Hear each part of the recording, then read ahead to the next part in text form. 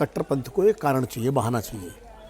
उनको इस तरह के उपद्रव करने का, वो पूरी तरह से पाकिस्तान को से भी आगे, जैसा अवधेश जी ने कहा, बांग्लादेश को उसका अड्डा बना देना चाहते हैं मुस्लिम कट्टरपंथ जो है वहाँ पर। और उनको अब हादी की मौत हो गई, हादी की मौत के पहले भी तो ये सब हो रहा था, पहले भी तो तमाम लोग मारे जा रहे थे। 24 में भी यही परिस्थिति थी। नहीं, 24 में भी थी, और अभी उसके बाद जिस तरह लगातार हमले हुए, मारे गए लोग, वहाँ के अल्पसंख्यकों पर, हिंदुओं पर हमले हुए, तो वो हादी की मौत तो अब हुई है। तो उन्हें एक बहाना चाहिए। और बेसिक असली बात ये है कि इसके पीछे पूरी तरह से वो सारी जमात है जो प्रो पाकिस्तान है, और जमात इस्लामी जो वहाँ पर है, जो प्रो पाकिस्तान संगठन है, उसके खिलाफ हसीना ने एक मुहिम चलाई रखी थी। उन्होंने बाकायदा उन तमाम लोगों को चिन्हित करके जिन्होंने बांग्लादेश मुक्ति संग्राम में गद्दारी की थी, उनके खिलाफ मुकदमे चलवाए थे, और वो चाह रही थी कि ये भी एक बड़ा कारण था। लेकिन सबसे बड़ी समस्या एक, यूनुस जी हैं कहाँ, उनकी फौज कहाँ है, उनकी पुलिस कहाँ है? सर, इससे चुनाव रुक जाएगा तो उसका शासन लंबा चलेगा। नहीं, चुनाव सब कुछ वो होने दे रहे हैं, इसको तो रोके ना, चुनाव ना रोके। इसलिए मोहम्मद यूनुस के होने के, उनके पद के, उनके इंटेंशन पर सब पर शंका है। बांग्लादेश में भारत के खिलाफ प्रोटेस्ट हो रहा है, इसी से जुड़ी हुई है एक और बड़ी खबर आपको देते हैं। राजशाही में आज कट्टरपंथियों का घेराबंदी का प्लान है। भारतीय हाई कमीशन की घेराबंदी का ये प्लान किया गया है, और ये घेराबंदी ऐसे नहीं है एक तरफ से कोई प्रदर्शनकारी आ गए, नहीं, ये चौतरफा घेराबंदी हो रही है। 4 हाई कमीशन के बारे में हमने आपको खबर दी है। चारों तरफ से घेर कर भारतीयों को और जो हाई कमीशन में जो काम कर रहे हैं राजनयिकों को, उन्हें टारगेट करना, ये सीधे सीधे भारत को टारगेट करने जैसा है।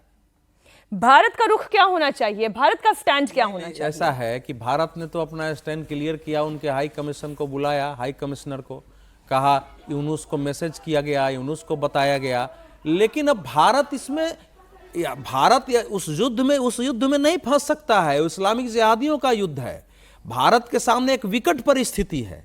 हमारे देश के एक बड़ा इकोसिस्टम, विपक्षी नेताओं का मतलब कहां दिमाग चला गया था कि जब शेख हसीना भारत में आई तो यहां होने लगा था कि हम भी बांग्लादेश दोहरा देंगे। वो समझने के लिए तैयार नहीं थे कि वहां जिहादी कट्टरपंथी शक्तियों ने बांग्लादेश को क्या स्थिति कर दी। और हम लोगों का स्टैंड ये था कि शेख हसीना को हर हाल में भारत में ही रखा जाना चाहिए, भले वो बूढ़ी हो गई हैं, बुजुर्ग हो गई हैं, लेकिन एक बांग्लादेश की एक बहुत बड़ी शक्ति है वो।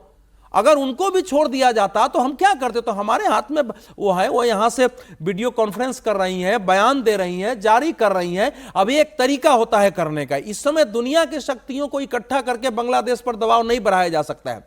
और जो इस्लामिक जिहादी शक्तियां होती हैं, जिसके आधार पर पाकिस्तान और फिर बाद में बांग्लादेश, पूर्वी पाकिस्तान, पश्चिम पाकिस्तान बना, बाद में बांग्लादेश जो बना है, वो बांग्लादेश में भी अगर मुजीबुर रहमान का भी आप बैकग्राउंड देखेंगे तो उनका बैकग्राउंड भी आजादी के उस आंदोलन में विभाजन के पक्ष में ही था, कोई अलग नहीं था उनका बैकग्राउंड।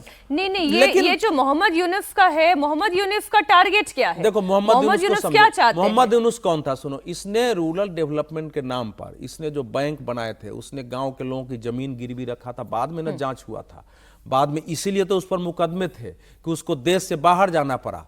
और इसने कहा, शेख हसीना ने कहा कि ये विदेशी मुखौटा बन करके और गरीबों का खून चूसा है इस आदमी ने। इसके बैंक वगैरह को, इसके सारे कोऑपरेटिव को बंद करने की कोशिश की गई थी।